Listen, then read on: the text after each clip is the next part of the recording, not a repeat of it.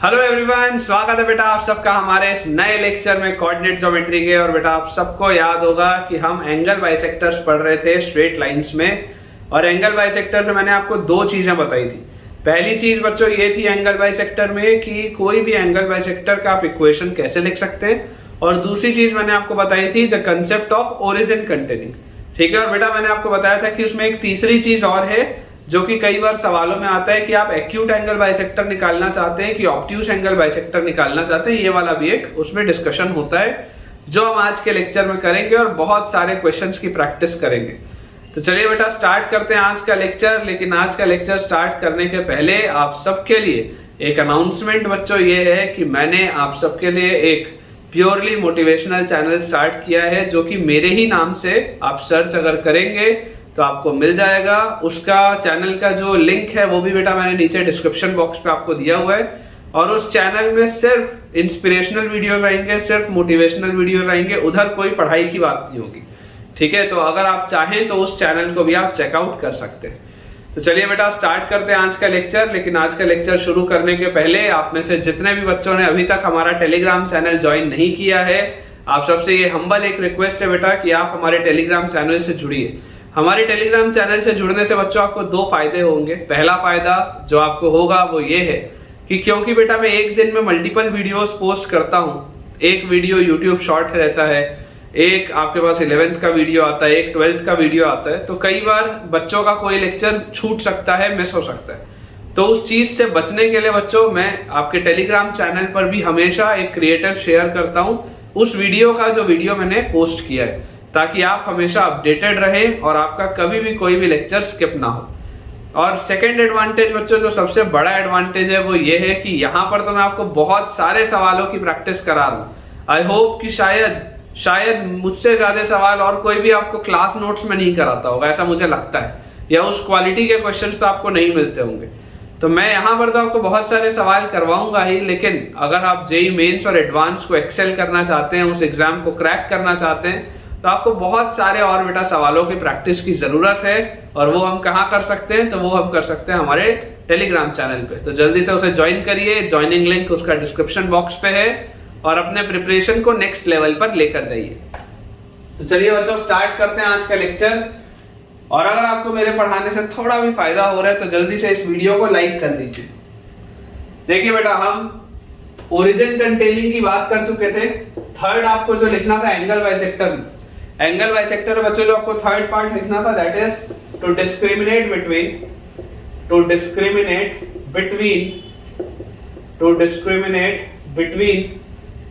the acute angle bisector and the obtuse angle bisector. To discriminate between the acute angle bisector and the obtuse angle bisector to discriminate between the acute angle bisector and the obtuse angle bisector, ये अपने को बेटा करना है।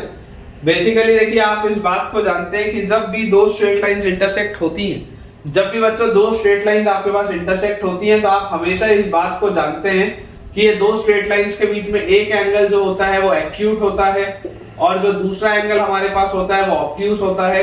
Unless बच्चों दोनों के बीच का एंगल 90 डिग्री हो, आप हमेशा ये बोल सकते हैं कि एक एंगल एक्यूट होगा, दूसरा एंगल ऑब्ट्यूस होगा। इसका मतलब ये बात भी तय है कि आपके पास ये जो स्ट्रेट लाइन बनेगी ये आपकी एक्यूट एंगल बाइसेक्टर होगी, और ये वाली जो स्ट्रेट लाइन होगी this will B obtuse angle bisector. ये बात भी हमको समझ में आती है। और इन दोनों के बीच में एंगल कितना आएगा? 90 डिग्री का। एक्यूट एंगल बाइसेक्टर और ऑब्ट्यूस एंगल बाइसेक्टर, जो भी एंगल बाइसेक्टर्स हो, आप हमेशा जानते हैं कि एक एंगल की जो एंगल बाइसेक्टर्स बनती है दो, वो हमेशा क्या होती है? परपेंडिकुलर होती है। तो अगर बच्चों मैं आपको बोल देता हूं कि लेट अस से this is line L1, this is line L2, तो लाइन L1 का इक्वेशन आपके पास है a1x plus b1y plus c1 equal to 0, and line L2 का हमारे पास इक्वेशन दिया हुआ है a2x plus b2y plus c2 equal to 0। Clearly बच्चों जो बात मुझे समझ में आनी चाहिए वो ये है कि मैंने आपको ओरिजिन कंटेनिंग में भी ये बात बहुत स्पष्ट शब्दों में बताई थी कि जब भी आपको ओरिजिन कंटेनिंग वाला भी इक्वेशन लिखना होगा, आपका जो अप्रोच ये होगा कि आपको C1 और C2 को पॉजिटिव बनाना है। अप्रोच बच्चों हमेशा वही होगा कि make the constant term positive. Make the constant term positive. आपको सबसे पहले कांस्टेंट वाला बच्चों जो टर्म है उसको पॉजिटिव बनाना ही है। अब बेटा जैसे ही कांस्टेंट टर्म मेरा पॉजिटिव बन गया तो सेकंड जो स्टेप होता है स्टेप टू हमारे पास होता है कि हमको वैल्यू निकालनी होती है a1 a2 plus b1 b2 की। हमको बच्चों वैल्यू निकालनी होती है a1 a2 plus b1 b2 की। अगर ये a1 a2 plus b1 b2 negative है, if a1 a2 plus b1 b2 is negative, अगर a1 a2 plus b1 b2 की बच्चों वैल्यू नेगेटिव आ रही है तो पॉजिटिव साइन के साथ वाला एंगल बाइसेक्टर जो होगा that will be acute angle bisector, और नेगेटिव साइन के साथ वाला एंगल बाइसेक्टर जो होगा that will be obtuse angle bisector. Negative sign वाला एक्यूट जो एंगल बाइसेक्टर होगा that will be obtuse angle bisector. ये अपने को पता होना चाहिए। अभी मैं आपको क्वेश्चंस की बेटा प्रैक्टिस कराऊंगा, उसमें आपको और क्लैरिटी होगी। अभी आप सिर्फ नोट कर लीजिए जो पॉइंट्स हैं। और अगर मान लीजिए आपके पास a1 a2 plus b1 b2 की वैल्यू आ गई पॉजिटिव, अगर बेटा इसकी वैल्यू आ गई पॉजिटिव, मतलब अगर ये बड़ा होगा 0 से तो इस केस में पॉजिटिव वाला ऑब्ट्यूज होगा और बच्चों हमारे पास नेगेटिव वाला एक्यूट होगा। ये हमको देखो बात पता होनी चाहिए। ये रूल है, ये रूल आपको पता होना चाहिए। अगर ये लेस देन 0 है तो पॉजिटिव वाला एक्यूट तो ऑटोमेटिकली नेगेटिव वाला ऑब्ट्यूज, और अगर ये ग्रेटर देन 0 है a1 a2 plus b1 b2 तो पॉजिटिव वाला ऑब्ट्यूज और नेगेटिव वाला एक्यूट। ठीक है, ये अपने पास बेटा कंडीशन होती है। और इस कंडीशन के बाद बेटा देखो आपको एंगल बाइसेक्टर का जो इक्वेशन है वो तो ऑलरेडी आपको पता ही है कि एंगल बाइसेक्टर का इक्वेशन हम लिखते कैसे। इसमें एक इंपॉर्टेंट बच्चे कई बार पूछते हैं कि sir a1 a2 plus b1 b2 अगर मान लो 0 हो गया तो क्या होगा, अगर a1 a2 plus b1 b2 0 हो गया तो क्या होगा। तो बेटा याद करिए ये परपेंडिकुलर की कंडीशन है, मैं ऑलरेडी आपको ये लिखाया हूं। यहां से आप देखिए इसका स्लोप क्या है, इसका स्लोप आपके पास आएगा -a1/b1, इसका स्लोप आपके पास क्या आएगा, इसका स्लोप आपके पास आएगा -a2/b2। तो अगर आपको दिखाई दे कि यार ये परपेंडिकुलर अगर लाइंस होंगी तो परपेंडिकुलर लाइंस का जो स्लोप होता है, परपेंडिकुलर लाइंस का जो स्लोप होता है उनका प्रोडक्ट -1 होता है, तो माइनस से माइनस बैलेंस आउट, तो -a1 a2 is equal to आ जाएगा b1 b2, या आप बोल सकते हैं a1 a2 plus b1 b2 is equal to 0। ये चीज आ जाएगी अपने पास, देख लो वही लिखा हुआ है।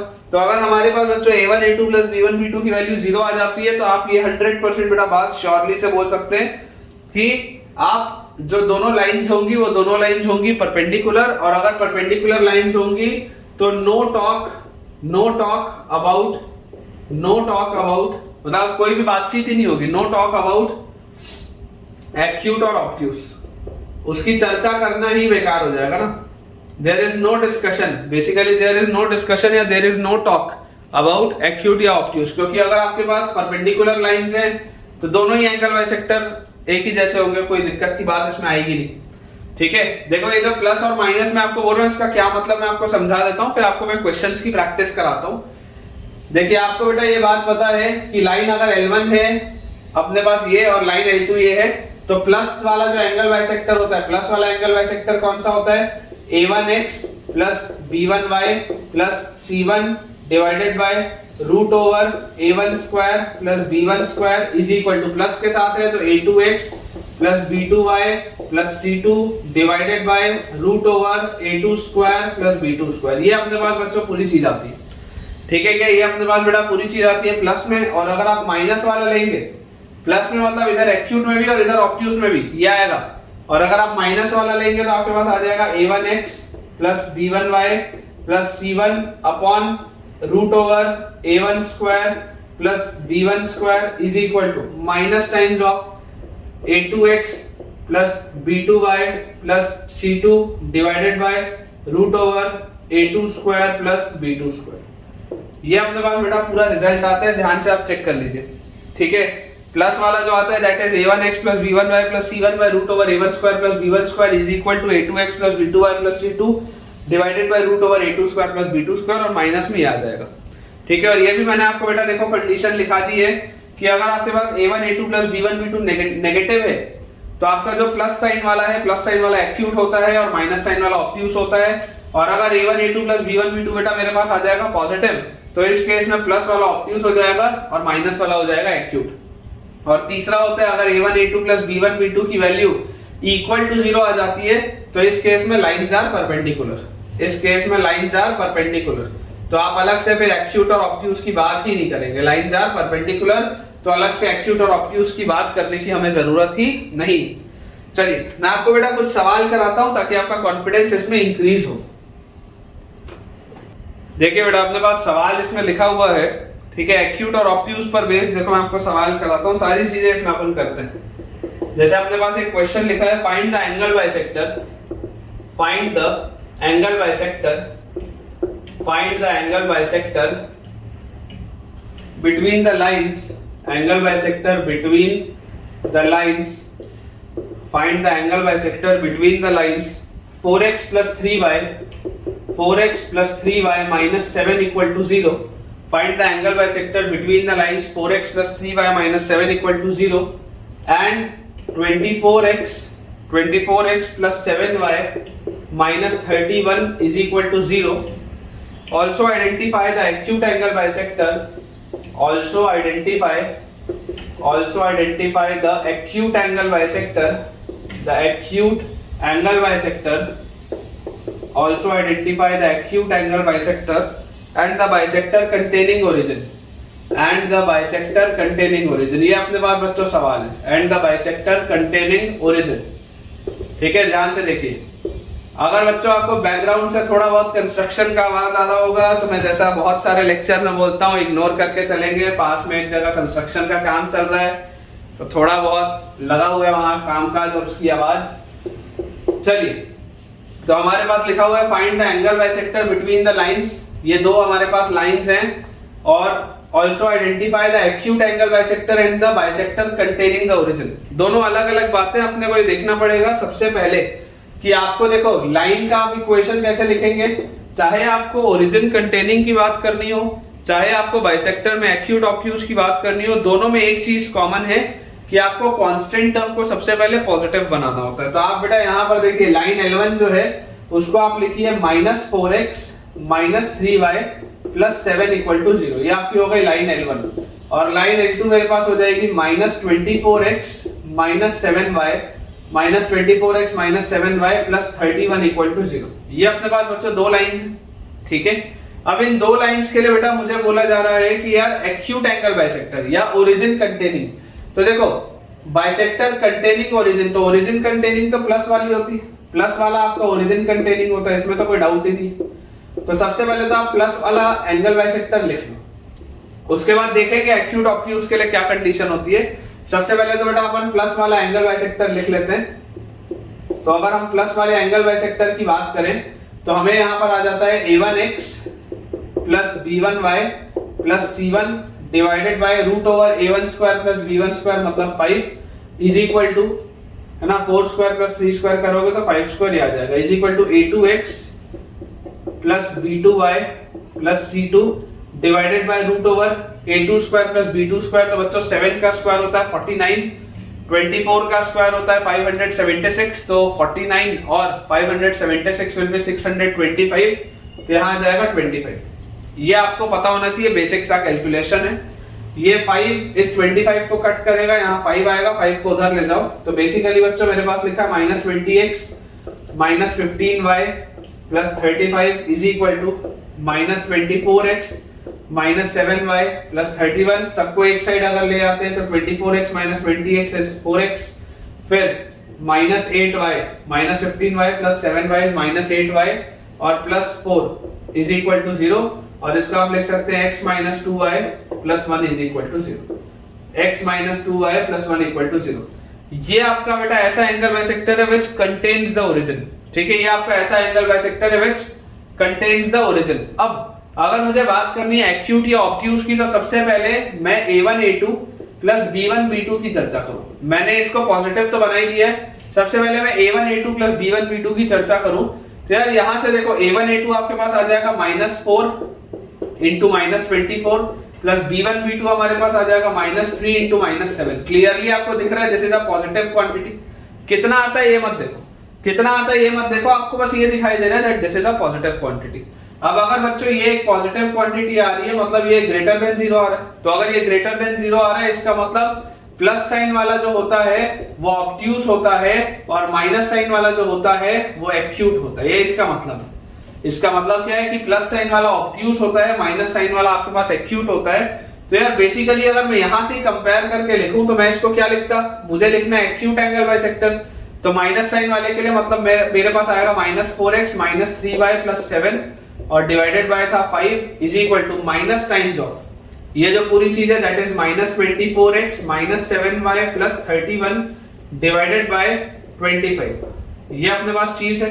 5 से ये बेटा 25 बैलेंस होगा तो 5 आएगा, ये 5 उधर गया तो -20x - 15y और +35 ये आ गया अपने पास इज इक्वल टू माइनस अंदर गया तो 24x और +7y - 31। पूरे को बेटा अगर मैं एक साइड लेके आऊंगा तो मेरे पास आ जाता है 44x, उसके बाद 15 और 7 तो +22y और उसके बाद 35 में और बेटा आपने 31 में 5 ऐड किया तो 36 और ये आ जाएगा 66 तो -66 this is equal to 0। Clearly आपको दिखाई दे रहा है पूरे में 22 का फैक्टर कॉमन है, दिस विल बी 2x और 22 का अगर फैक्टर कॉमन है तो +y और यहां पर आ जाएगा -3 इज इक्वल टू 0। ये आपके पास एक ऐसा एंगल बाइसेक्टर है which is acute angle bisector. तो आप बेसिकली ये बोल सकते हैं कि ये जो होगा अगर आप प्लस के साथ जाते तो ये आपके पास आता। तो देखो ये आपका है ऑब्ट्यूस एंगल बाइसेक्टर, ठीक है, ऑब्ट्यूस है और ये ओरिजिन कंटेनिंग है, ये ऑब्ट्यूस है और ये ओरिजिन कंटेनिंग है, ठीक है। प्लस वाला हमेशा ओरिजिन कंटेन करता है, प्लस वाला बच्चों हमेशा ओरिजिन कंटेन करता है तो दिस इज ओरिजिन कंटेनिंग। और यहां पर अगर आप देखोगे तो ये एक्यूट है and this does not contain origin, does not contain origin, ठीक है। ये अपने पास बच्चों आंसर आएगा। एक बार आंसर मैं भी चेक कर लेता हूं क्या अपने पास आंसर इसका दिया हुआ है ताकि हम भी कंफर्म हो जाए, लेकिन इस तरीके के सवाल आपको बेटा समझ में आने चाहिए।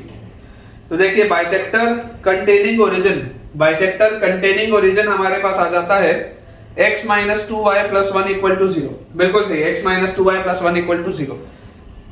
और bisector which does not contain the origin जो कि आपका एक्यूट एंगल बाइसेक्टर भी है वो हमारे पास आ जाता है 2x + y - 3 = 0, 2x + y - 3 = 0, बिल्कुल करेक्ट है बेटा। चलिए अगला सवाल देखते हैं ताकि हमारा थोड़ा सा ये सब कंसेप्ट और स्ट्रांग हो पाए।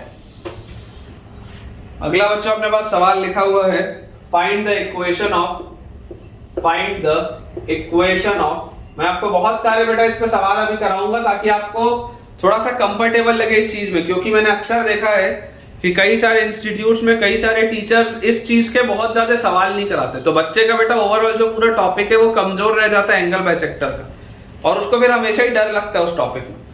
तो देखिए अपने पास लिखा हुआ है find the equation of the bisector, find the equation of the bisector of the acute angle between the lines, bisector of the acute angle between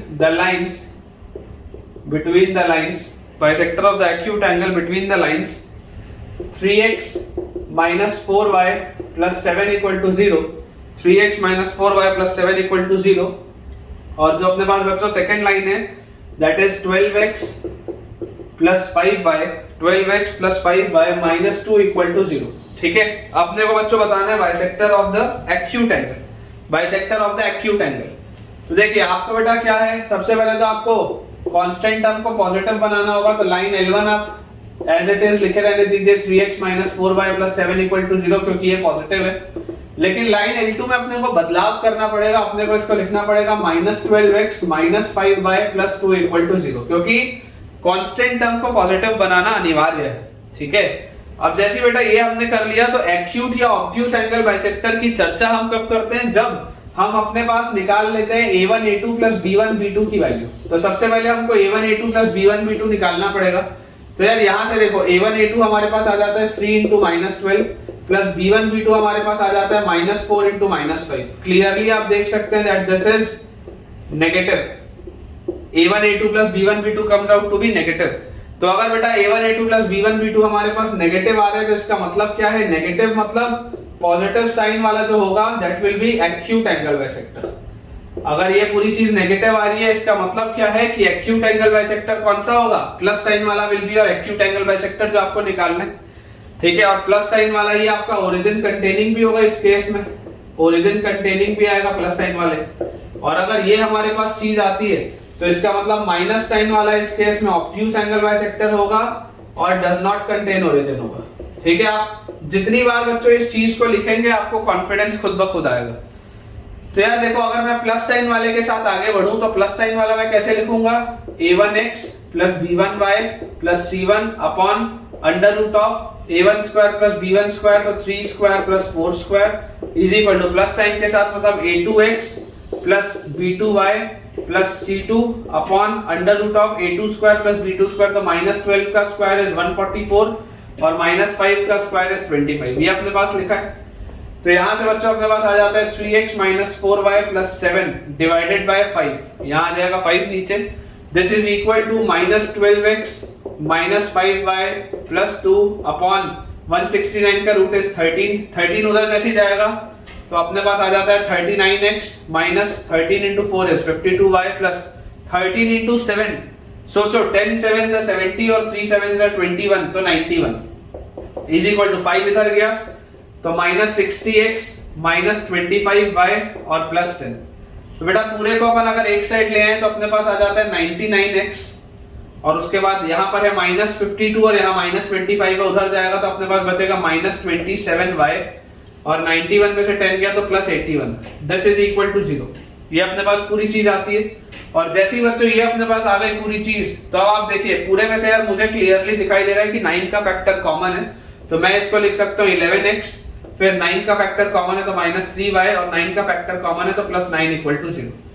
ये आता है बेटा अपना इक्वेशन, देख लो, ठीक है। ये अपने पास अपना आंसर आ जाएगा। एक बार मैं भी टैली कर लेता हूँ, तो बिल्कुल सही है बच्चों। चलिए बेटा नेक्स्ट क्वेश्चन देखते हैं। देखिए बेटा अपने पास जो अगला सवाल दिया हुआ है, क्वेश्चन अपने पास लिखा है find the equation of the bisector of the line, find the equation of the bisector, find the equation of the bisector of the line, find the equation of the bisector of the line 3x minus 4y plus 1 equal to 0, 3x minus 4y plus 1 equal to 0 and 5x plus 12y minus 11 and 5x plus 12y minus 11 equal to 0 and 5x plus 12y minus 11 equal to 0 which do not contain the origin, which do not contain the origin। ये अपने पास सवाल है, which do not contain the origin, which do not contain the origin। जो बच्चों origin contain नहीं करता अपने को उसका इक्वेशन बताना है, ठीक है। तो origin जो contain नहीं करता वो माइनस साइन वाला होता है, और उसको आप कैसे लिखते हैं, जब आप कांस्टेंट टर्म को सबसे पहले पॉजिटिव बना लें तो आपके पास देखिए क्या आ जाएगा बच्चों, आपके पास लाइन L1 आपके पास आ जाएगी 3x minus 4y plus 1 equal to 0 और लाइन L2 हमारे पास आ जाती है -5x माइनस 12y और प्लस 11 इक्वल टू 0। क्लियरली आप देख सकते हैं आपने कांस्टेंट टर्म को पॉजिटिव बना लिया।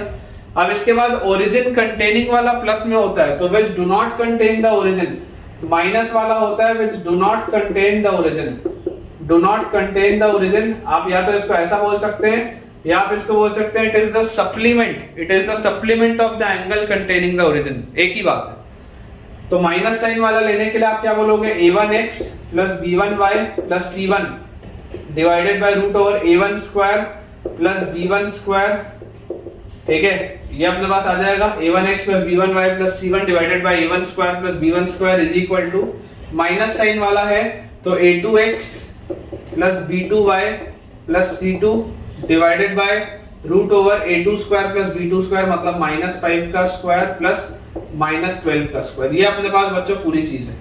तो यहां से देखिए आपके पास लिखा हुआ है 3x minus 4y plus 1 upon 5 is equal to, minus अंदर जाएगा तो 5x plus 12y minus 11 divided by 5x plus 12y minus 11 divided by 5 का स्क्वायर 25 और 12 का स्क्वायर 144, यहाँ आएगा 13, ठीक है।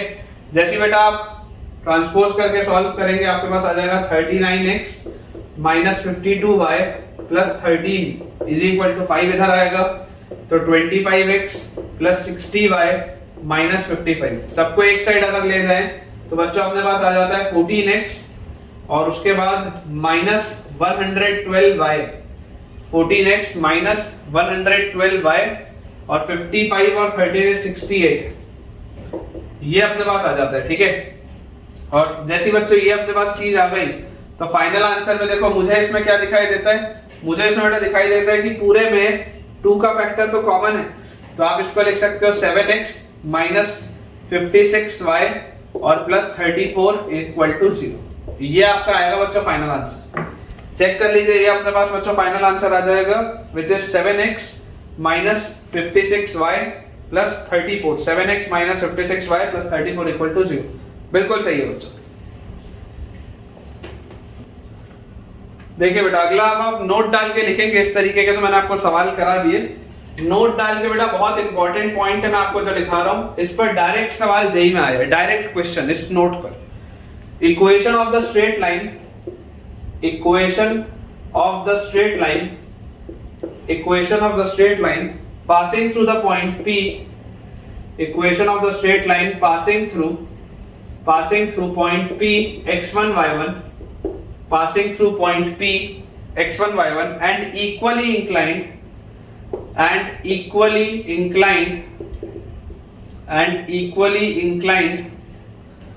with the lines a1x plus b1y plus c1, with the lines and equally inclined with the lines a1x plus b1y plus c1 equal to 0 and a2x plus b2y plus c2 equal to 0 and a2x plus b2y plus c2 equal to 0 are those which are parallel to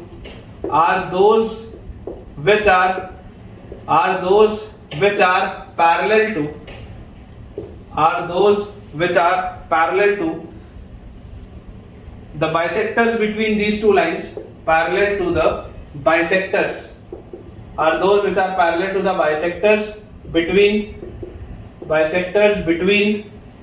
these two lines, bisectors between these two lines and passing through the point P, and passing through the point P। ये अपने पास बच्चों एक statement लिखा है। Statement का मतलब क्या मैं आपको समझा देता हूं। हमारे पास लिखा हुआ है equation of the straight line passing through a point P x1 y1 and equally inclined with the lines a1x plus b1y plus c1 and a2x plus b2y plus c2। Imagine करिए आपके पास बच्चों इस तरीके की ये दो लाइंस हैं। Let us से this is your line L1 and this is your line L2। ये अपने पास दो लाइंस दी हुई है L1 और L2, और आपको बोला जा रहा है कि किसी पॉइंट P से पास होती हुई लाइन, किसी भी पॉइंट P x1 y1 से पास होती हुई जो लाइन होगी, equation of the straight line passing through the point P x1 y1 and equally inclined with these lines। ये L1 L2 के साथ जो equal inclined हो, L1 L2 के साथ जो equal inclined हो, तो equal inclination का क्या मतलब होता है कि अगर ये एंगल थीटा हो तो ये एंगल भी थीटा हो। यही मैंने आपको समझाया था, याद करिए। अगर बेटा आपको इक्वल इंक्लिनेशन की बात होती है तो इक्वल इंक्लिनेशन मतलब क्या होता है कि अगर ये एंगल 45 है तो ये एंगल भी 45 है। ऐसे ही आपको बताया था ना, इक्वल इंक्लिनेशन मतलब इस तरीके से। तो इक्वल इंक्लिनेशन में आपके पास लाइन का स्लोप क्या आ जाता था, +1 और -1 आ जाता था इस केस में। और आपको इंक्लिनेशन आप कहां से चेक करते थे, अगर x एक्सिस से भी सेम इंक्लाइंड है और y एक्सिस से भी सेम है तो बेसिकली एंगल सेम बनता था, थीटा एंगल जो 45 डिग्री होता था। तो उसी लॉजिक से बेटा मैं यहां पर आपको बोल रहा हूं कि लिखा हुआ equation of the straight line, ये एक स्ट्रेट लाइन है पासिंग थ्रू P, ये पॉइंट P से पास होता है, and equally inclined with the lines a1x plus b1y plus c1 and a2x plus b2y plus c2 are those which are parallel to the bisectors between these two lines and passing through the point P। मतलब आप समझो इस बात को कि ये statement का मतलब क्या है कि अगर आपके पास कोई दो लाइंस गिवन है, अगर आपके पास बच्चों कोई दो लाइंस गिवन है और आपसे ये पूछा जाए कि बताइए कि अगर हमारे पास ये दो लाइंस है तो किसी पॉइंट P x1 y1 से पास होती हुई, किसी पॉइंट P x1 y1 से पास होती हुई एक ऐसी आप लाइन का इक्वेशन लिखो जो ये दो लाइंस के साथ सेम इंक्लिनेशन बना रही है, मतलब सेम एंगल बना रही है। आर दोस, है ना, equally inclined with the lines are those which are parallel to the bisectors between these two lines. तो ये वाली जो लाइन होगी वो इस एंगल बाइसेक्टर के पैरेलल होगी, ये बोलने का मतलब है। ये जो दो लाइंस के बीच का आपका ये एंगल बाइसेक्टर है ना बच्चों, ये जो दो लाइंस के बीच का आपका एंगल बाइसेक्टर है, तो पॉइंट P से पास होती हुई जो लाइन होगी वो भी इसके पैरेलल होगी अगर आप ये चाहते हैं कि ये वाले दोनों एंगल इक्वल हो, ये इसका मतलब। सिमिलरली पॉइंट P से पास होती हुई एक लाइन बच्चों ऐसी भी हो सकती थी, मैंने अभी एक इस तरीके की लाइन बनाई थी, पॉइंट पी से पास होती हुई लाइन ऐसी भी हो सकती थी। देखो ये वाली भी जो लाइन है वो इसके साथ सेम एंगल बना रही है। अगर आप इस एंगल को फाई बोलोगे तो ये वाला भी एंगल आपको फाई मिल रहा है। अगर आप इस एंगल को फाई बोलोगे तो ये वाला भी एंगल आपको फाई मिल रहा है। तो ये वाला भी जो आपके पास बेटा ट्राइंगल बन रहा है, ये वाला भी जो आपका लाइन है ये इक्वली इंक्लाइंड है इन दोनों के साथ, और ये किस वाले परपेंडिकुलर बाइसेक्टर के पैरेलल होगी, ये वाले एंगल बाइसेक्टर के। बेसिकली आपको देखो एक चीज की जानकारी है, आपको बच्चों एक चीज की जानकारी है कि जो दो लाइंस होती है, ये एक गिवन लाइन है L1, ये आपकी गिवन लाइन है L2, ठीक है। इन गिवन लाइंस का ये आपका हो जाएगा मान लो बाइसेक्टर 1 और ये आपका हो जाएगा बाइसेक्टर 2। दो उसके बाइसेक्टर होते हैं एंगल बाइसेक्टर, और जो दोनों एंगल बाइसेक्टर होते हैं ये क्या होते हैं, परपेंडिकुलर होते हैं एक दूसरे के। तो ये वाला बाइसेक्टर 1 और बाइसेक्टर 2 एक दूसरे के परपेंडिकुलर, ये बात भी सही है। अब आप अगर ये चाहते हैं कि पॉइंट P से पास होती हुई आपको कोई एक ऐसी लाइन बनानी है, पॉइंट P से पास होती हुई आपको कोई एक ऐसी लाइन बनानी है जो इन दोनों के साथ सेम एंगल बना रही है, तो ऐसी लाइन आप ऐसे भी बना सकते हो और ऐसे भी बना सकते हो। देखो ये दोनों एंगल भी सेम बन रहे हैं, ये वाले दोनों एंगल भी सेम बन रहे हैं। तो जो नोट पॉइंट आपको याद रखना है वो सिर्फ ये याद रखना है कि ऐसे सिचुएशन में अगर आप पॉइंट P से पास होती हुई कोई लाइन बनाना चाहते हैं जो कि इनके साथ सेम एंगल बना रही है, तो वो जो बेटा लाइंस आपकी बनेंगी ये पैरेलल होंगी, are parallel to the bisectors between these two lines. ये वाली जो लाइंस होंगी, ये वाली लाइन और ये वाली लाइन, ये आपका रिक्वायर्ड है। दिस इज योर आंसर, ठीक है, दिस इज योर आंसर। दो आंसर पॉसिबल है ना, ऐसी वाली भी लाइन हो सकती है हॉरिजॉन्टल वाली, और ऐसी वाली भी लाइन हो सकती है वर्टिकल वाली। तो ये दोनों आपके आंसर है। तो ये दोनों देखो जो आंसर आ रहे हैं वो किसके पैरेलल आ रहे हैं, बाइसेक्टर 2 और बाइसेक्टर 1 के पैरेलल आ रहे हैं। ये चीज इंपॉर्टेंट है बेटा, ये आपको ध्यान रखना है। और ये पैरेलल भी अगर कोई मान लो आपसे पूछ ले कि बताओ पैरेलल क्यों है, तो आप क्या बोल सकते हो कि यार देखो आपको बच्चों ये बात दिखाई देती है कि यार ये वाला बाइसेक्टर और ये वाला बाइसेक्टर आपस में क्या है, परपेंडिकुलर। तो ये वाला एंगल तो आ गया 90 डिग्री आपके पास। अब यहाँ पर अगर मैं ध्यान से ऑब्जर्व करूं तो ये एंगल थीटा है, तो ये एंगल भी थीटा है, करेक्ट। अब अगर बेटा ये दोनों एंगल थीटा है तो इसका मतलब ये वाला जो साइड होगा और ये वाला जो साइड होगा, ये दोनों साइड भी सेम होगा। तो अगर ये दोनों साइड भी सेम होगा तो ये आपके पास क्या आ गया, ये आपके पास एक आइसोसेलेस ट्रायंगल बन गया। इस तरीके का केस आपके पास आ गया, इस तरीके का आपके पास एक केस आ गया, ये एक आइसोसेलेस ट्रायंगल बन गया। इसको मैं ऐसे बेसिकली घुमा के बना रहा हूं, ठीक है। ये आपका एंगल थीटा है, ये आपका एंगल थीटा है। और आइसोसेलेस ट्रायंगल में अगर बेटा आइसोसेलेस ट्रायंगल में आपने इसको बोला है कि ये लाइंस पैरेलल हैं, तो ये इसके क्या हो जाएगा, परपेंडिकुलर हो जाएगा, ठीक है। तो ये आपको प्रोफाइल समझ के चलनी है, ये वाली बेटा आपको प्रोफाइल समझ के चलनी है। इस पे डायरेक्ट सवाल आया हुआ है, कैसा इस पे सवाल बनता है मैं आपको समझाता हूं, लेकिन आप इसको स्टार लगा के रखिए। जो बात हमारे समझने की है इस पूरी चीज में, बात समझने की क्या है कि कोई भी दो लाइन हमारे पास होंगी तो वो दोनों लाइंस आपस में कहीं इंटरसेक्ट कर रही होंगी, करेक्ट। अगर आपसे कभी पूछा जाए कि आप मुझे किसी ऐसी लाइन का इक्वेशन बताइए जो इन दोनों लाइंस के साथ इक्वली इंक्लाइंड है, तो जो लाइंस इक्वली इंक्लाइंड होती हैं किन्हीं दो लाइनों के साथ, वो किसके पैरेलल होती हैं, तो वो उनके बाइसेक्टर्स के पैरेलल होती हैं, वो उनके बाइसेक्टर्स के पैरेलल होती है। तो अगर वो उनके बाइसेक्टर्स के पैरेलल होती है तो इस तरीके से आप सॉल्व कर सकते हैं, बहुत आसान सी बात। चलिए मैं आपको बेटा सवाल कराता हूं, उससे आपकी अंडरस्टैंडिंग इंक्रीज होगी। देखिए बेटा स्टार लगा के इस क्वेश्चन को आप करिएगा, डायरेक्ट जेई का सवाल है, डायरेक्ट जेई का सवाल है। किस तरीके से सोचना मैं आपको बता देता हूं।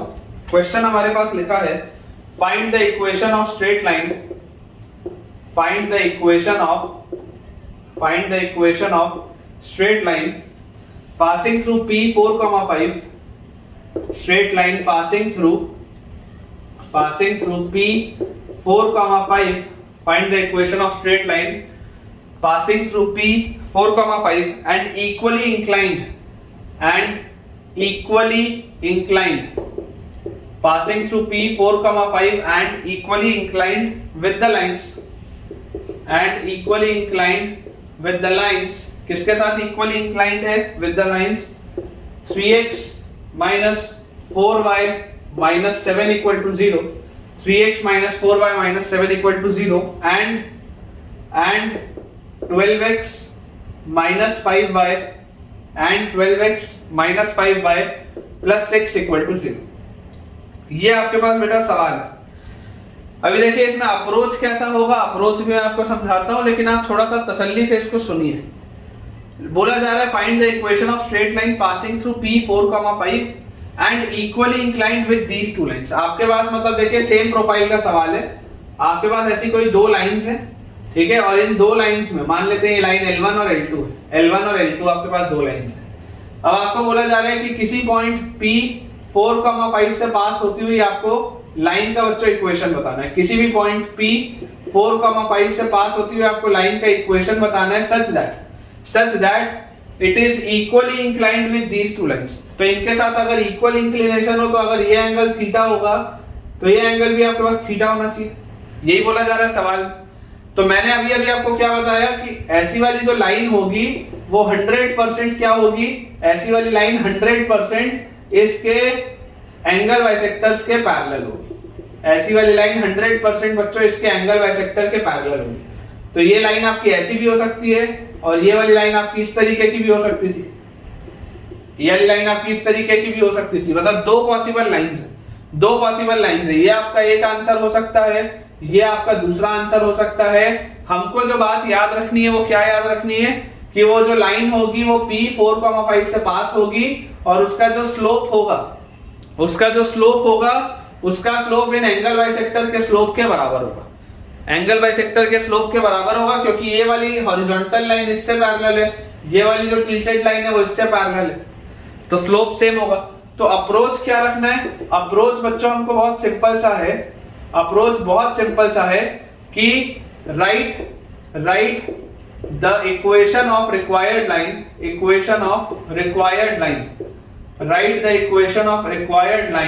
इन पॉइंट स्लोप फॉर्म। आप सबसे पहले पॉइंट स्लोप फॉर्म का इस्तेमाल करते हुए रिक्वायर्ड लाइन का equation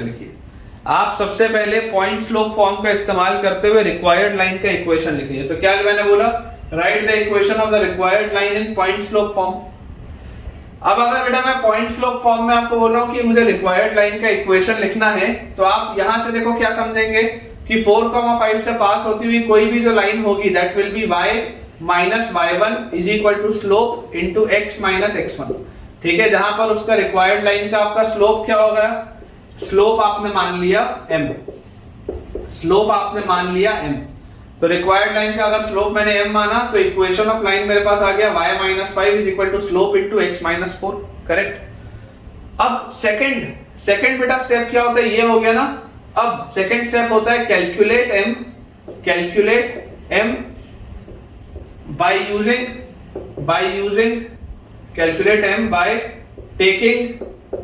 taking the slope of angle bisectors।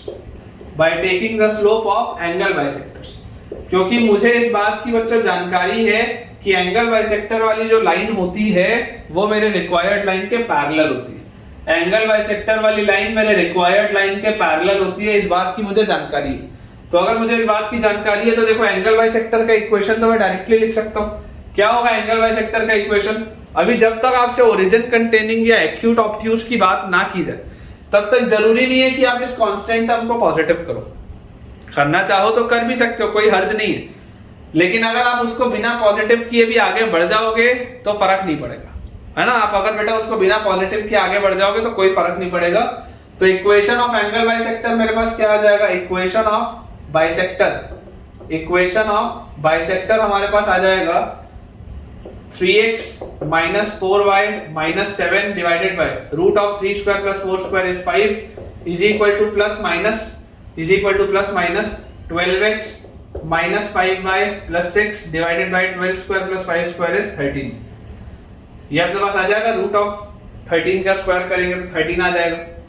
तो इसको बेटा अगर मैं उधर ले जाऊं तो मेरे पास आ जाता है 39x minus 52y minus 91 is equal to 5 इधर आएगा तो plus minus 60x minus 25y plus 30 ये आ जाता है।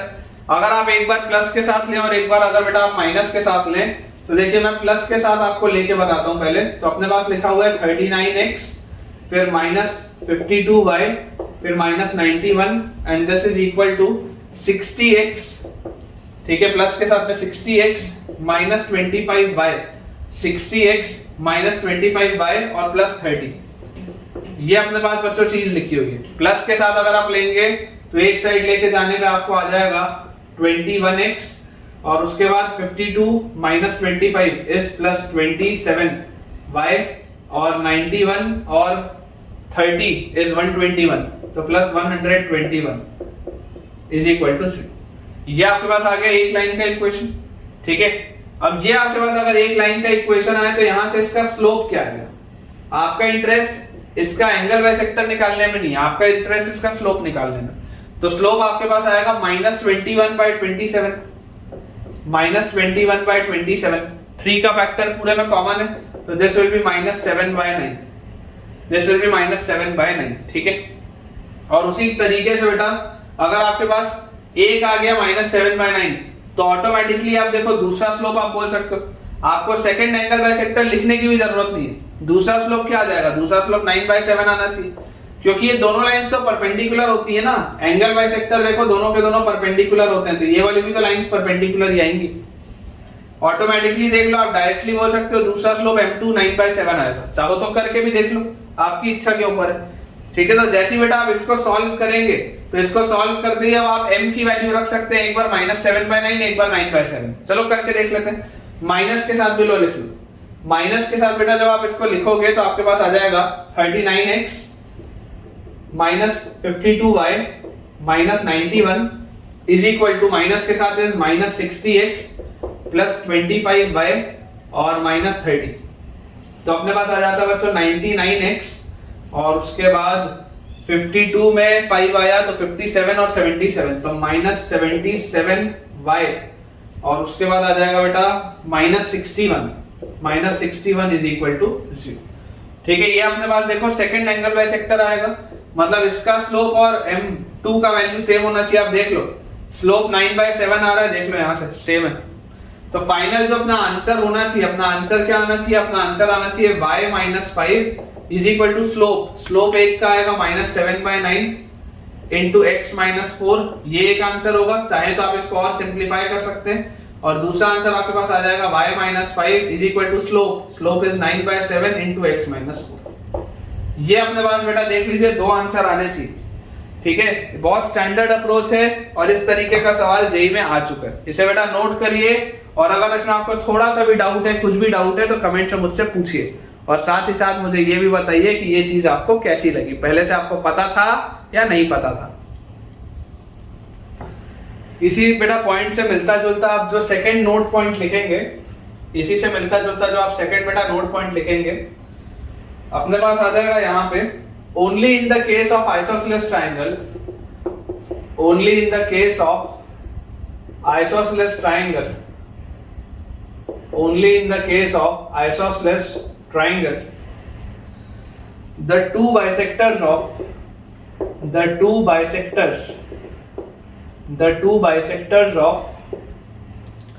vertical angle, the two bisectors of the vertical angle, vertical angle कौन सा होता है बेटा? Angle between the two equal sides, ठीक है। The two bisectors of the vertical angle, that is the angle between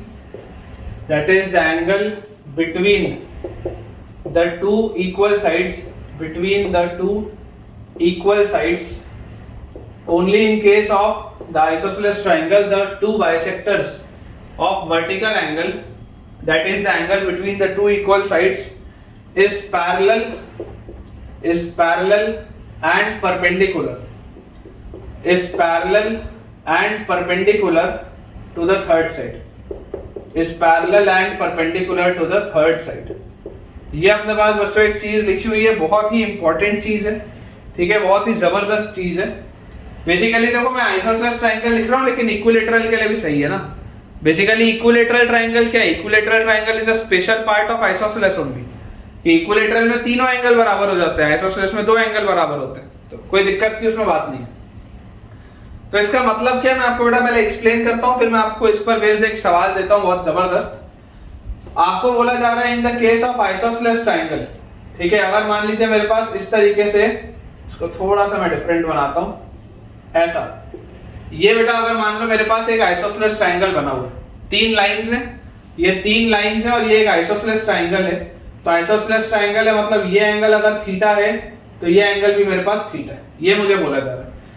तो only in the case of isosceles triangle the two bisectors of the vertical angle, है ना, ये वाला side और ये वाला साइड बराबर है, तो ये जो वर्टिकल एंगल है, ये जो वर्टिकल एंगल है, इस वर्टिकल एंगल के जो दो बाइसेक्टर्स होंगे, ये जो बेटा वर्टिकल एंगल है इसके बाइसेक्टर कौन से होंगे, ये वाली दो लाइन जिसकी बाइसेक्ट करेंगी, ये जो आपका बाहर वाला एंगल है, ये जो बेटा ये वाला एंगल है, ये अंदर का एंगल है दोनों लाइंस का, तो ये इंटरनल एंगल बाइसेक्टर हो गए, और ये वाली जो लाइन है ये एक्सटर्नल एंगल बाइसेक्टर हो गई। ठीक है, तो है तो दो एंगल बाइसेक्टर, और दोनों एंगल बाइसेक्टर आपस में परपेंडिकुलर भी होती है, ये बात भी आपको पता है। तो the two bisectors of the vertical angle is parallel and perpendicular to the third side. तो बेसिकली ये वाली जो लाइन है वो तीसरे साइड के परपेंडिकुलर होगी, और ये वाली जो लाइन है वो तीसरे साइड के पैरेलल होगी, ये आपको बोला जा रहा है। और ये चीज सही सिर्फ आइसोसेलेस ट्रायंगल के केस में होती है। तो इसको आप कैसे देखो प्रूव कर सकते हैं, इसका मतलब क्या है, इसका मतलब क्या, इस पे भी सवाल बना है। ये सब प्रोफाइल्स हैं, आपको पता होनी चाहिए। इसमें अगर आप बेटा ध्यान से ऑब्जर्व करेंगे तो आपको देखो एक बात यहाँ पर दिखाई देती है कि यार अगर ये एंगल थीटा था, ये एंगल थीटा था, तो ये वाला अंदर वाला पूरा एंगल, ये पूरा एंगल कितना होगा, पाई माइनस 2 थीटा। ये अंदर वाला पूरा एंगल होगा पाई माइनस 2 थीटा, पूरा पाई माइनस 2 थीटा होना चाहिए। तो ये जो आधा एंगल होगा बेटा, ये जो आधा एंगल आपके पास आएगा, आधा एंगल, पूरा मैं नहीं ले रहा, मैं सिर्फ आधा एंगल ले रहा हूं। ये आधा एंगल मेरे पास कितना आ जाएगा, इसका हाफ, मतलब पाई बाय 2 माइनस थीटा। ये आधा एंगल आ जाएगा इसका half, that is pi by 2 minus theta. तो जरा बच्चों सोच के देखो, ये आपने जो लाइन बनाई है इसमें ये वाला जो ट्रायंगल बन रहा है, ये ट्रायंगल में एक एंगल थीटा है, एक एंगल है पाई बाय 2 माइनस थीटा। ये वाले ट्रायंगल है बच्चों, ये वाले ट्रायंगल में आपके पास एक एंगल थीटा है, एक है पाई बाय 2 माइनस थीटा। तो ऑटोमेटिकली आपके पास जो तीसरा एंगल आ गया वो क्या आ गया, 90 डिग्री आ गया ना, तभी तो एंगल सम प्रॉपर्टी फॉलो होगी। और अगर ये आपके पास 90 डिग्री आ गया, मतलब ये वाली जो लाइन है, ये वाली लाइन इसके कोई परपेंडिकुलर है, इसके तो परपेंडिकुलर थी ही थी इस एंगल बाइसेक्टर के, लेकिन इसके भी परपेंडिकुलर आ गई। तो अगर एक लाइन इसके भी परपेंडिकुलर है, इसके भी परपेंडिकुलर है, मतलब ये वाली जो दोनों लाइंस होंगी ये पैरेलल हो जाएंगी। ठीक है, अगर थोड़ा भी बेटा कंफ्यूजन हो तो जो मैंने एक्सप्लेन किया वो दोबारा सुनिए, ध्यान से सुनिए, कि सिर्फ आइसोसेलेस ट्रायंगल के केस में बच्चों, सिर्फ आइसोसेलेस ट्रायंगल के केस में, थोड़ा और मैं आपको इसको बड़ा बेटा ऐसे बड़े वर्जन में दिखाता हूँ। ठीक है, इसको अपन थोड़ी लाइंस को छोटा कर लेते हैं। ये आपके पास लाइंस है ट्रायंगल की, ठीक है, इनके बीच में ये वाला एंगल आपके पास है, ये आपका इंटरनल एंगल है। मैं बोलता हूं अगर ये एंगल बच्चों थीटा है, ये एंगल भी थीटा होगा, क्योंकि आइसोसेलेस ट्रायंगल की बात हो रही है। ये साइड और ये वाला साइड आपके पास इक्वल दिया हुआ है। तो मेरा सिंपल सा ये पॉइंट है कि ये जो पूरा एंगल है, ये वाला पूरा एंगल आपके पास होगा पाई माइनस 2 थीटा। तो अगर ये पूरा एंगल पाई माइनस 2 थीटा होगा तो ये आधा एंगल कितना होगा, ये आधा एंगल आपके पास होगा pi by 2 minus theta. Pi minus 2 theta का हाफ क्या हो जाएगा, पाई बाय 2 माइनस थीटा। अब ये पाई बाय 2 माइनस थीटा है, ये थीटा है, तो ये ऑटोमेटिकली आपके पास पाई बाय 2 आ गया ना, तभी तो एंगल सम प्रॉपर्टी लगेगी।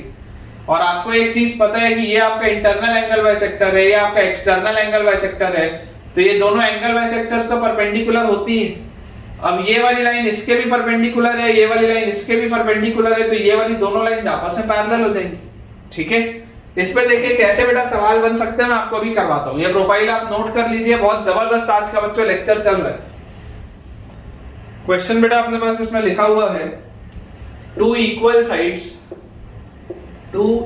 Sides of isosceles triangle, two equal sides of an isosceles triangle, two equal sides of an isosceles triangle are given by the equation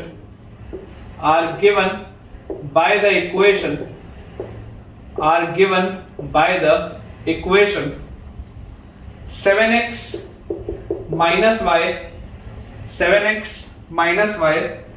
plus 3 equal to 0 and 7x minus y plus 3 equal to 0 and x plus y minus 3 equal to 0.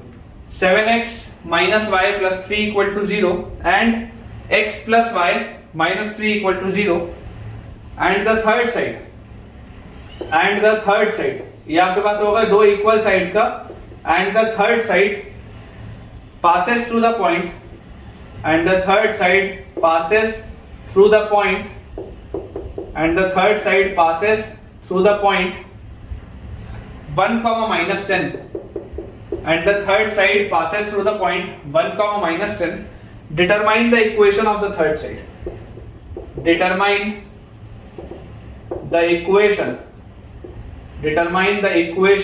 of the third side, determine the equation of the third side. बेटा देखिए basically ये दोनों ही profile जो मैंने आपको दोनों note point लिखाए हैं वो दोनों बहुत एक हद तक एक जैसे हैं। पहला वाला नोट पॉइंट था कि अगर कोई भी आपके पास दो लाइंस हो और इन दो लाइंस में आपको बोल दिया जाए कि एक तीसरा आपके पास पॉइंट है, लेट अस से पॉइंट P x1 y1, जिससे कि पास होने वाली लाइन इनके साथ इक्वल इंक्लिनेशन बना रही है। तो बेसिकली ये आप क्या कर रहे थे, ये आपने वही तो बनाया था, आइसोसेलेस ट्रायंगल ही तो आपने बना लिया था। इक्वल इंक्लिनेशन अगर था तो ये आपने आइसोसेलेस ट्रायंगल बना लिया था। तो ये वाली लाइन इसके पैरेलल थी और इससे पास होने वाली लाइन ऐसी भी हो सकती थी, तो ये इसके पैरेलल थी। तो बात तो वही थी ना, ये परपेंडिकुलर था तो ये भी परपेंडिकुलर था। बहुत आसान सी बात थी कि अगर ये परपेंडिकुलर था तो ये भी परपेंडिकुलर था, जो मैंने आपको उस समय समझाया।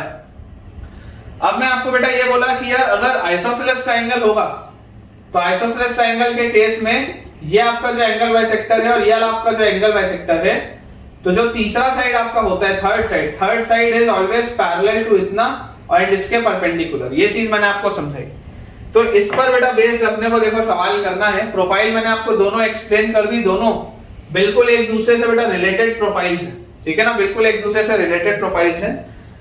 मैं आपको फिगर इसका बना के दिखाता हूं। क्या बोला जा रहा है, two equal sides of an isosceles triangle are given by the equation. दो आपके पास इक्वेशन दिए हुए हैं, इस तरीके से हमारे पास ये दो इक्वेशन है। लेट अस से this is L1 and this is L2। ये आपका इक्वेशन ऑफ लाइन L1 मान लो या आप इक्वेशन ऑफ लाइन L2 मान लो, ठीक है। तो दोनों के पॉइंट ऑफ इंटरसेक्शन पे आपको मिल जाएगा वर्टेक्स। अब ये आपके पास तीसरा आपके पास बेटा साइड कुछ इस तरीके का भी अपन बनाते हैं, कुछ ऐसा। तीसरा अपने पास कुछ इस तरीके का साइड है। अब अगर बेटा तीसरा इस तरीके का आपके पास कुछ साइड आ रहा है L3, तो आपको जो बात पता है वो क्या पता है कि अगर आप आइसोसेलेस ट्रायंगल की बात कर रहे थे तो ये एंगल थीटा है, तो ये एंगल भी थीटा होगा, ठीक है, क्योंकि ये आइसोसेलेस ट्रायंगल था।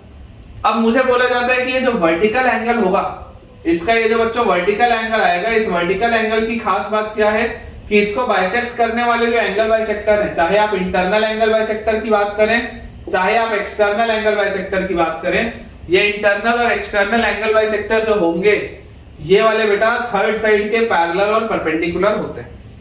और आपको बोला जा रहा है if the third side passes through the point 1, -10, तो अप्रोच वापस क्या होगा बेटा, अप्रोच जैसे मैंने आपको पिछले वाले में बताया था, अप्रोच आपके लिए सेम है कि आप पॉइंट स्लोप फॉर्म लगा के अपना थर्ड साइड लिख लीजिए, पॉइंट स्लोप फॉर्म लगा के। अब जैसे ही आप पॉइंट स्लोप फॉर्म बच्चों लगाएंगे तो पॉइंट स्लोप फॉर्म आपको बोलता है कि y माइनस y1 मतलब y plus 10 is equal to slope into x minus x1। तो ये आपका रिक्वायर्ड आंसर होना चाहिए, this is your required answer. कुल मिला के मुझे सिर्फ m की वैल्यू चाहिए तो मुझे आंसर मिल जाएगा। आपको एक बात पता है कि यार ये जो दो लाइंस आपने बनाई है एंगल बाइसेक्टर की, this is your bisector 1 and this is your bisector 2। आपने बेटा ये जो दो लाइंस बनाई एंगल बाइसेक्टर, ये दोनों एंगल बाइसेक्टर्स क्या हैं, आपस में परपेंडिकुलर हैं।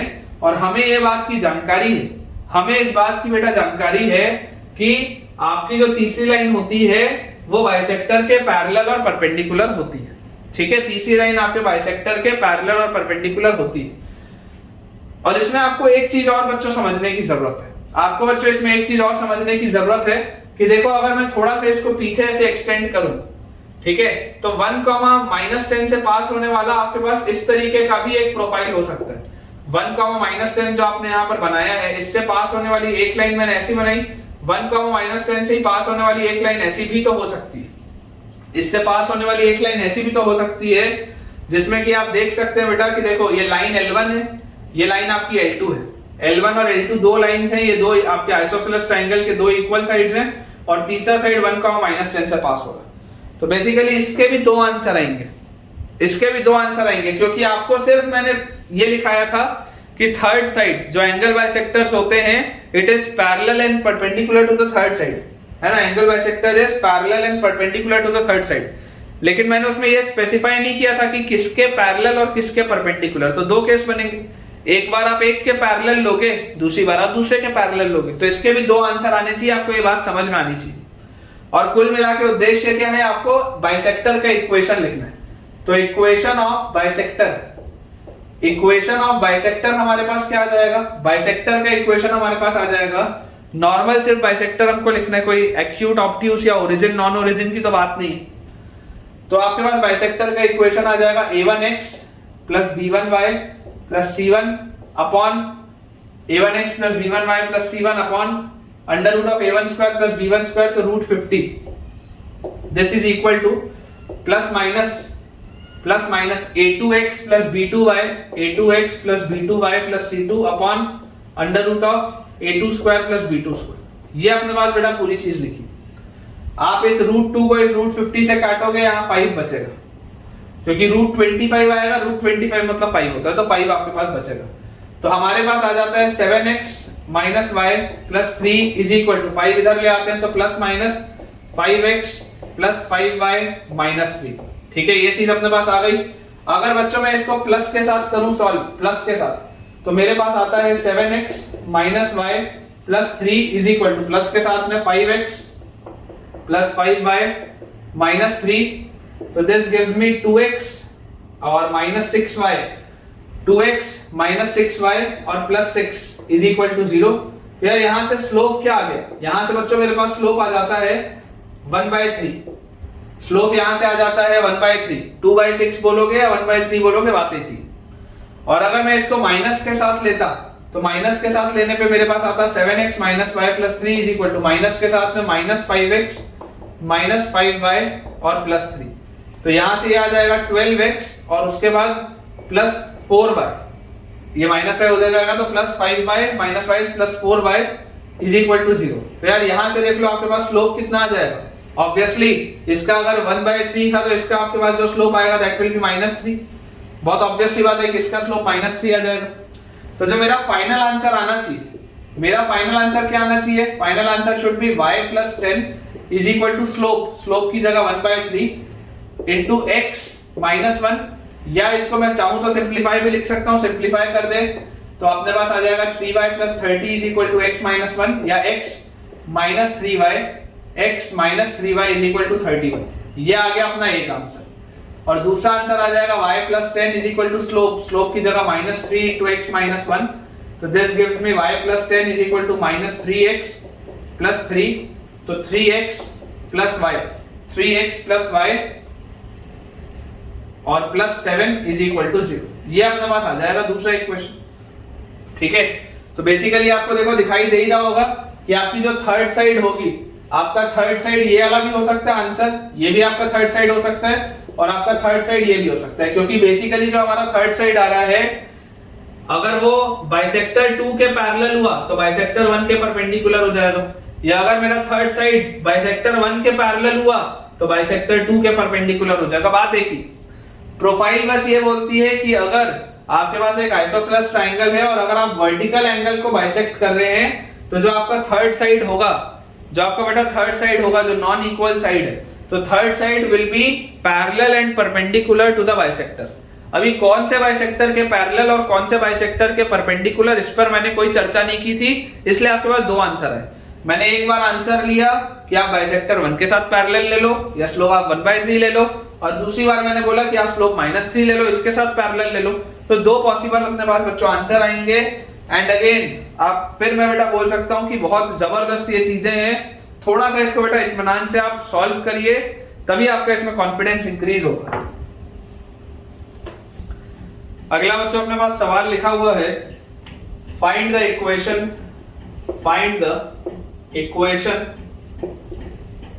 Equation of the angle bisectors, find the equation of the angle bisectors between the lines,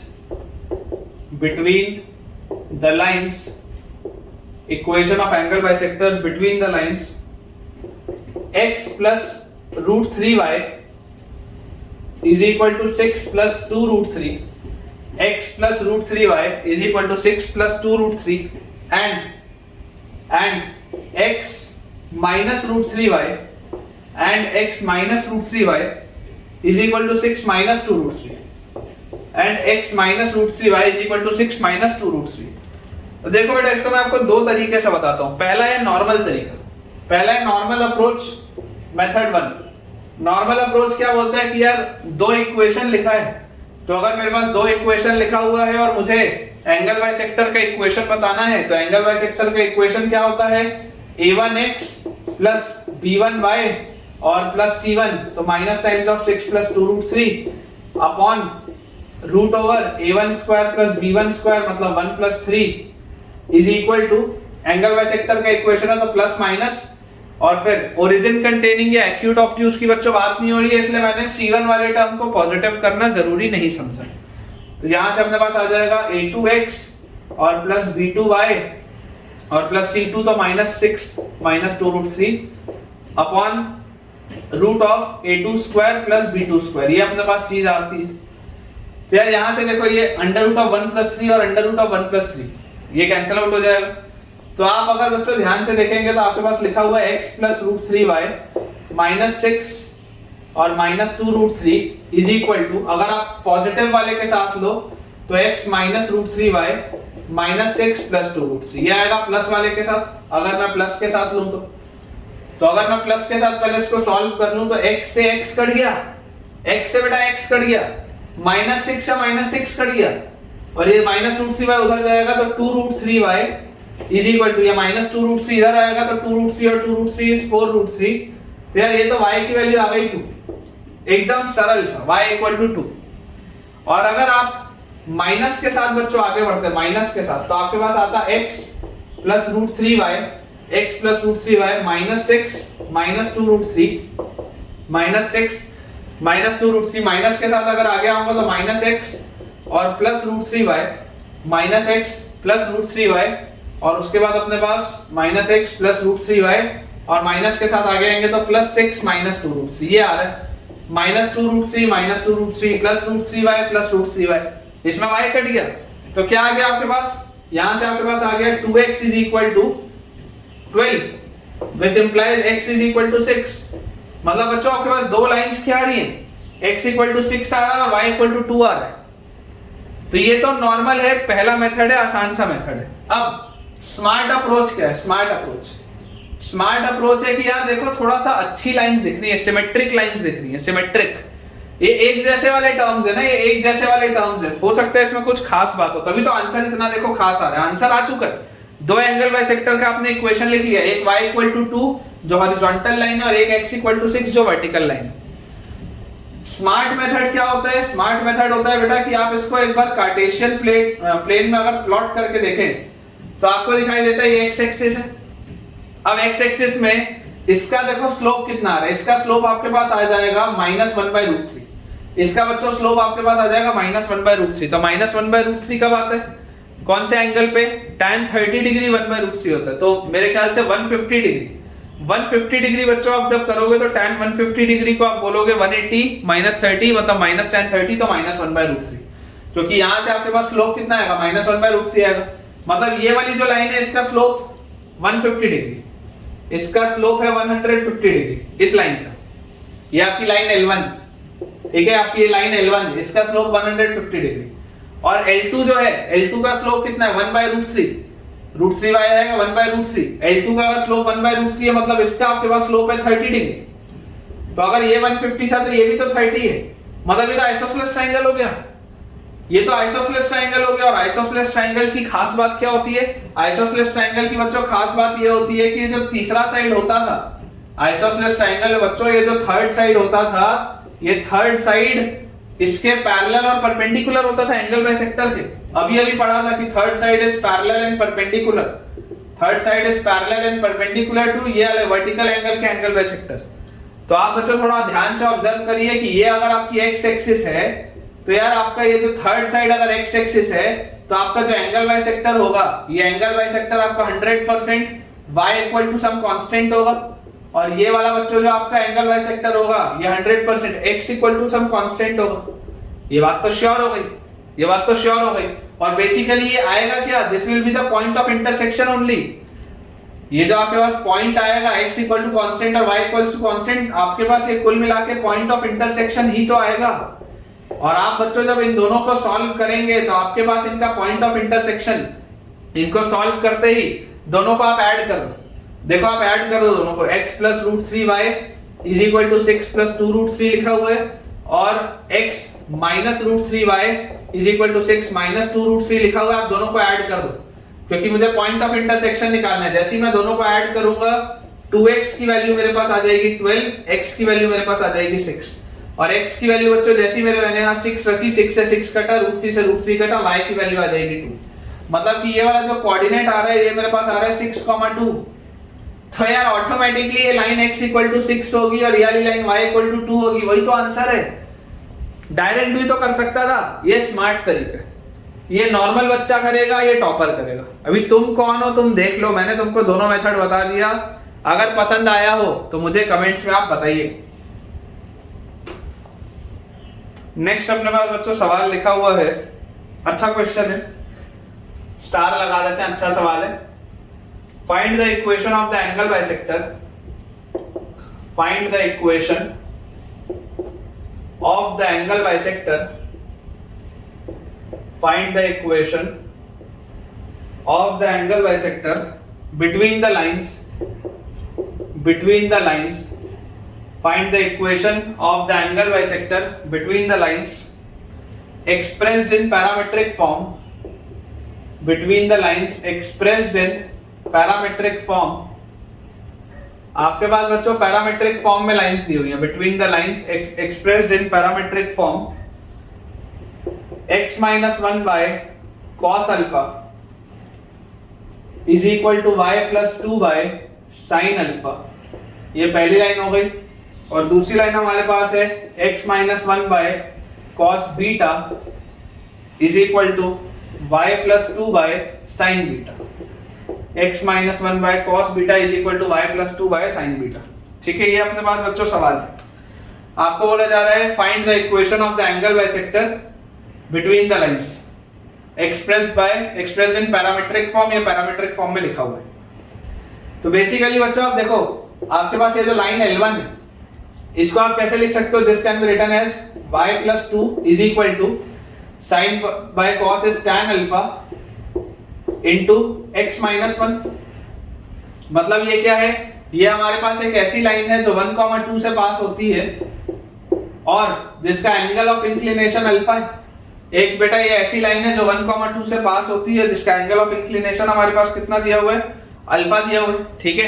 and similarly जो सेकंड लाइन है इसको आप लिख सकते हैं y plus 2 is equal to tan beta, y plus 2 is equal to tan beta into x minus 1।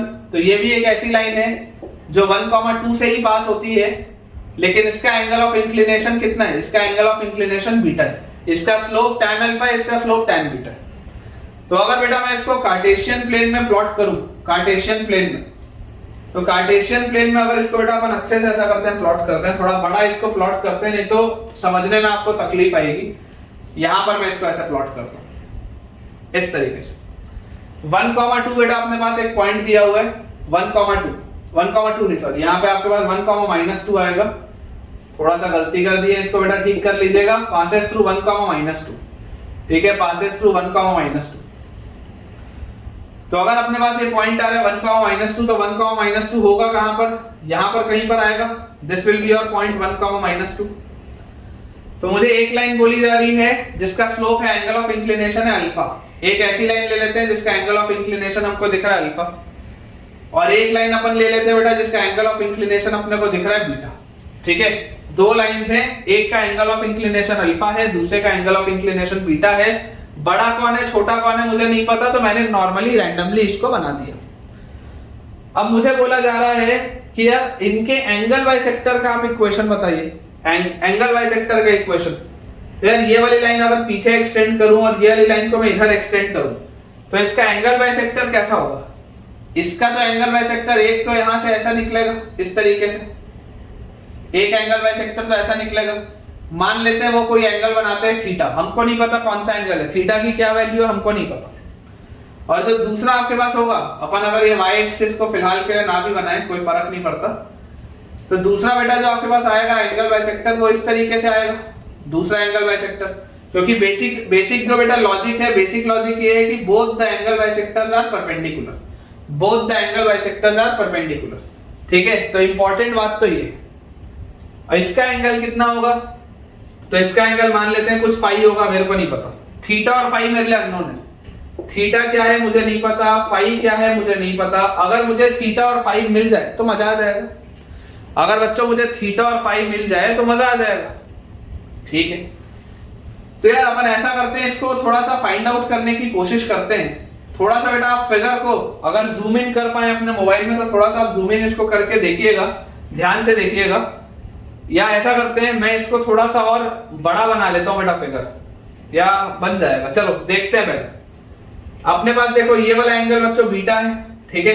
ये angle अगर beta है तो ये वाला छोटा सा जो एंगल है दिस विल बी, इसको रुको यार मैं थोड़ा सा ना बड़ा बनाता हूं फिगर, अदरवाइज आपको समझने में प्रॉब्लम आएगी, क्योंकि थोड़ा सा ज्योमेट्रिकल बेटा ये चीज है।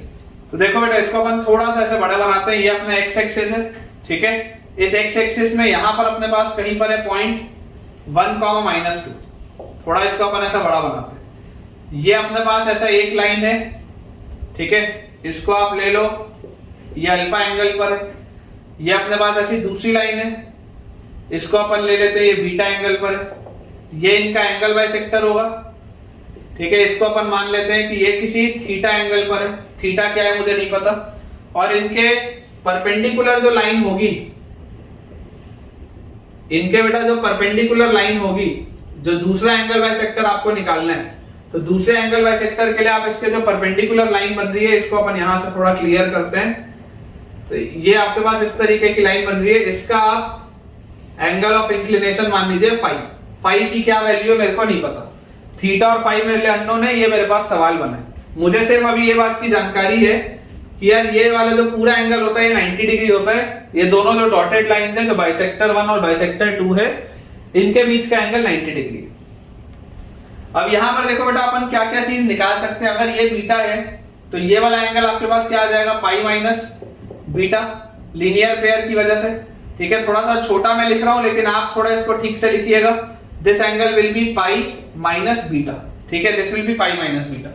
वैसे ही अगर ये एंगल थीटा है तो ये अपने पास एंगल आ जाएगा थीटा, है ना। ये बीटा था तो ये एंगल अपने पास आ जाएगा बीटा, ये थीटा था तो ये वाला एंगल अपने पास आ जाएगा पाई माइनस थीटा। सब एक बार लिख लो, सब एक बार लिख लो ताकि तुमको समझ में आ जाए हो क्या है। ये अगर अल्फा है तो ये एंगल अपने पास आ जाएगा अल्फा। अब इसमें बेटा आप देखो क्या क्या ऑब्जर्व कर सकते हो। आप अगर ध्यान से देखोगे, ये फाई है, इसको आप लिख लो this is pi minus phi, this is pi minus phi. मुझे एक ट्राइंगल दिख रहा है जो डॉटेड लाइन वाला मैंने बनाया है, ये वाला बाइसेक्टर, ये वाला बाइसेक्टर, ये बाइसेक्टर, ये बाइसेक्टर और ये पूरा ट्राइंगल। इस पूरे ट्राइंगल में देखो ये वाला एंगल 90 डिग्री है, ये वाला बेटा पूरा एंगल 90 डिग्री है। ये जो दो डॉटेड लाइंस के बीच वाला ट्राइंगल है ना उसको, तो उसमें आप देखो 90 डिग्री प्लस 90 डिग्री प्लस यहां पर अंदर वाला एंगल है थीटा, तो 90 degree plus theta plus 180 minus theta plus 180 minus phi plus 180 minus phi. इसकी वैल्यू 180 होनी चाहिए, इसकी वैल्यू 180 होनी चाहिए। तो 180 से 180 तो गया, तो यार आपके पास यहां से फाई की वैल्यू कितनी आ गई, 90 प्लस थीटा आ गई। यहां से आपके पास फाई की वैल्यू आ गई 90 प्लस थीटा, फाई तो निकल आया। अब अगर मुझे थीटा भर एक मिल जाए तो मजा आ जाएगा, ठीक है ना। फाई तो निकल आया, थीटा अगर मुझे अल्फा और बीटा के टर्म से मिल जाए, क्योंकि मुझे सवाल में अल्फा और बीटा दिया हुआ था, थीटा नहीं दिया था, तो अगर मुझे एक बस थीटा मिल जाए अल्फा और बीटा के टर्म्स में तो मजा आ जाएगा। तो यार यहां से आप देखो कि अगर आप अपने एक्सटीरियर एंगल का बच्चों कंसेप्ट लगाओ, एक्सटीरियर एंगल का कंसेप्ट, एक्सटीरियर एंगल बच्चों ये बोलता है कि अगर ये एंगल बीटा और ये एंगल अल्फा है तो ये जो पूरा एंगल होगा, ये जो बच्चों पूरा एंगल होगा, ये वाला पूरा एंगल हमारे पास कितना आ जाएगा, this will be beta minus alpha, क्योंकि basically beta minus alpha plus alpha ये इस बीटा के बराबर होना चाहिए, एक्सटीरियर एंगल का कंसेप्ट। तो ये वाला पूरा एंगल मुझे मिल गया, ठीक है, ये वाला पूरा एंगल मुझे मिल गया। सिमिलरली ये जो छोटा सा एंगल होगा, ये छोटा सा एंगल अगर मैं इतने से हिस्से में एक्सटीरियर एंगल का कंसेप्ट लगाऊं, तो इतने से हिस्से में अगर अपन एक्सटीरियर एंगल बेटा लगाएंगे तो आपके पास ये अगर थीटा और ये बीटा है तो ये छोटा सा angle will be beta minus theta, क्योंकि ये theta plus beta minus theta भी बीटा होना चाहिए। और ये वाला जो एंगल होगा, ये वाला एंगल को आप कैसे निकाल सकते हो, देखो ये थीटा है, ये थीटा है और ये अल्फा है, तो this angle will be theta minus alpha, this angle will be theta minus alpha. तो अपने पास बेसिकली देखो ये जो पूरा एंगल आ रहा है, यहां से आ गया ये बीटा माइनस अल्फा, अगर आप इन दोनों को जोड़ोगे तो ये बीटा माइनस अल्फा आपको मिल गया। और यहां से मेरे पास देखो क्या चीज आती है, यहां से मेरे पास आती है कि क्लियरली आपको पता है ये एंगल बाइसेक्टर है। ये बेटा अगर एंगल बाइसेक्टर है तो ये वाले दोनों एंगल बराबर होने चाहिए। If this line is the angle bisector तो ये वाले दोनों एंगल मेरे पास बराबर आने चाहिए, मतलब कि beta minus theta should be equal to theta minus alpha, तो यहाँ से 2 थीटा की वैल्यू आ जाएगी alpha plus beta, and this implies theta is equal to alpha plus beta by 2। This implies theta is equal to alpha plus beta by 2। तो मेरे पास देखो बेटा, मेरे पास अगर आप बात करोगे कि find the equation of the angle bisector, obviously आप थीटा एंगल किसी भी तरीके से निकाल नहीं सकते क्योंकि ये पैरामीटर्स का सवाल है, लेकिन आप ये लिख सकते हैं कि एंगल बाइसेक्टर का इक्वेशन होगा y माइनस y1 मतलब y plus 2 is equal to slope into x minus x1। तो माइनस x1 मतलब आप जैसे करेंगे तो x माइनस 1, ये आपके पास आंसर होना चाहिए। y minus y1 is equal to slope into x minus x1। अब जिस लाइन का एंगल ऑफ इंक्लिनेशन थीटा है उसका स्लोप आ जाएगा tan थीटा, तो y plus 2 will be equal to tan theta into x minus 1। एक आंसर तो अपने पास ये आता है, ठीक है, एक आंसर तो अपने पास ये आता है। और जिसका आपने एंगल ऑफ इंक्लिनेशन फाई बोला, तो फाई क्या था 90 प्लस थीटा, है ना, तो ये आपके पास आ जाएगा y plus 2 is equal to tan of 90 plus theta, tan of 90 plus theta into x minus 1। तो ये अपने पास आ जाएगा y plus 2 is equal to tan 90 plus theta अपने पास आ जाता है माइनस cot थीटा, तो minus cot theta into x minus 1। ये अपने पास बच्चों दो आंसर आएंगे, देख लीजिए। जहां पर थीटा की वैल्यू आप क्या पुट कर सकते हैं, थीटा की वैल्यू जैसे आप अल्फा प्लस बीटा बाय 2 रखेंगे तो आपका आंसर आ जाएगा, ठीक है। तो अपने पास बेटा देखिए आंसर आ रहा है y plus 2 is equal to tan theta into x minus 1। y plus 2 is equal to tan theta into x minus 1, बिल्कुल सही है। और दूसरा है y plus 2 is equal to minus cot theta into x minus 1, ये भी सही, बिल्कुल करेक्ट है बेटा। और इसमें जो थीटा की वैल्यू आपके पास आ जाएगी, थीटा की वैल्यू अपने पास आ जाएगी अल्फा प्लस बीटा बाय 2। तो ठीक है बच्चों, आज के लिए हम इतना ही रखते हैं। मुझे उम्मीद है कि आपको आज का लेक्चर बहुत बढ़िया तरीके से समझ में आया होगा। मेरे हिसाब से तो बेटा आज का लेक्चर बहुत ज्यादा इंपॉर्टेंट था, और अगर आपने आज का लेक्चर पसंद किया है, आपने अगर आज कुछ भी नया सीखा है, तो मुझे कमेंट्स में आप शेयर करके बताइए कि आज आपका टेक अवे क्या है आज के लेक्चर से। वीडियो अगर आपको पसंद आया हो तो वीडियो को लाइक करें, चैनल को सब्सक्राइब करें और दोस्तों के साथ मैक्सिमम बेटा शेयर करें इन वीडियोस को, ताकि सारे बच्चों की पढ़ाई बहुत अच्छे तरीके से हो पाए। Thank you.